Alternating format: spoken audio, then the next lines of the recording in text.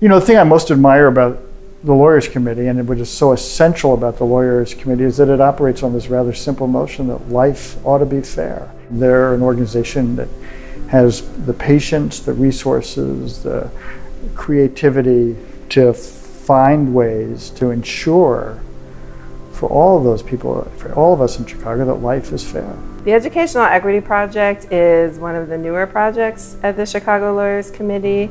Our mission is to protect and promote access to education, and we do that by focusing on individual barriers, but also systemic barriers to education. What it started as was just a direct representation pro bono program that was focused just on representing students in Chicago Public Schools expulsion hearings. And so we set up a training, we got a lot of volunteers, and we put that program into motion. The bottom line is that education is absolutely key for anyone who wants to have some kind of prosperous, full, rich life. And without that education, life can be really hard, if not miserable.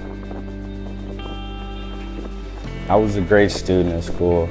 I kept up with my grades, I played sports. I was on the honor roll, high honor roll multiple times throughout my high school. They did put a lot of things on hold for me getting expelled and suspended. My name is Candace Moore, and I'm a staff attorney at the Chicago Lawyers Committee for Civil Rights.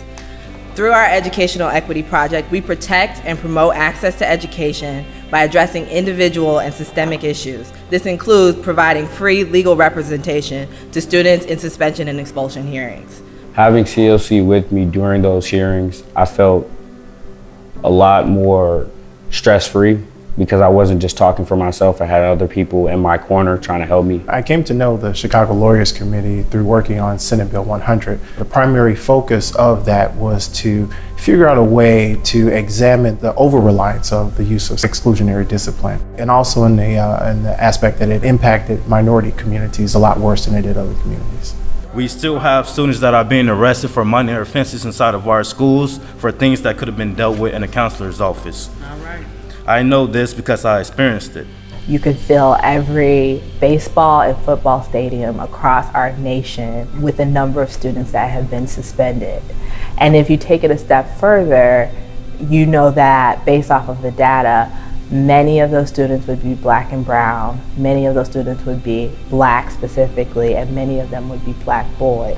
And so it's so important that we're having a meaningful conversation about how race intersects with the issue and impacts the issue. The use of exclusionary discipline, while we understand why schools may want to use it, but we're not sure if they're looking at the actual real impact of using exclusionary discipline. I mean, if the child is not in the school building, then they're not learning. It just opens the door for bad things to happen to young people. Well, it seems like a rather small piece to take on. It has such enormous implications for these kids. Kids who, if they get suspended or worse yet, expelled from a school, their options are so limited. And unlike others who might find alternatives, for many of them, they end up getting entangled in the streets. They get entangled in the criminal justice system. A criminal background can start at a young age, and if you do that, it's going to be harder to find a job in the future. I feel like just me doing what I'm doing right now is going to spread the word and I'm setting a good example for people.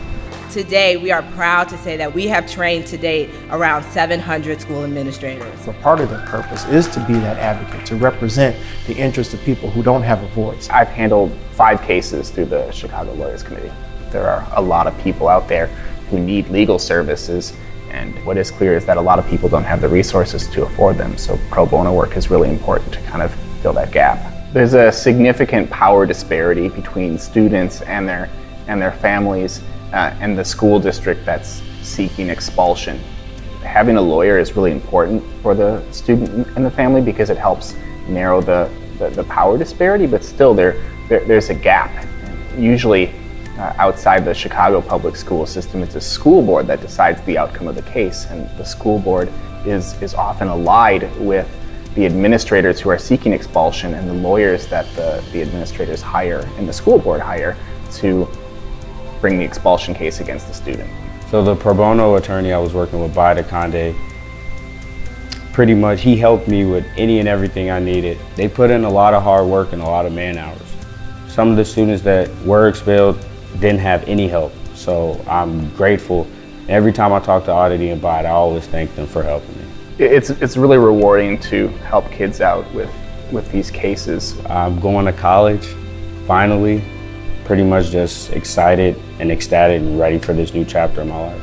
What means the most to me is the relationships and the way folks are empowered in the process, and just that opportunity to work with young people, to lift people up and give them a chance to really advocate for what change looks like in their own communities and in their own lives is a part that I always take with me, and I really love that part of our work. You can fight for your rights. You definitely can fight for it. Well, what I'm going to study in is law. I really just want to repay what they did for me with anyone. Being part of this fight was important to me because of my own experience. I remember being suspended for something as little as being late.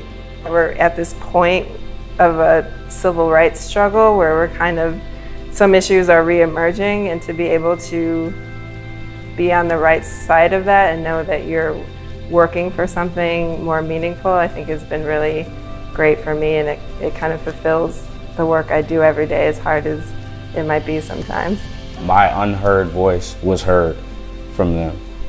So who's ever watching this video, please make sure that their organization stays up and running, because they do help people that don't have a voice. One of the reasons I write about people who are on the bottom is I think you then sort of better understand the impact of decisions made by those on the top. And it's really what the Lawyers Committee does so beautifully, is they spend time with people who are along the margins in a way to hold accountable those who are making decisions that are going to so deeply impact their lives.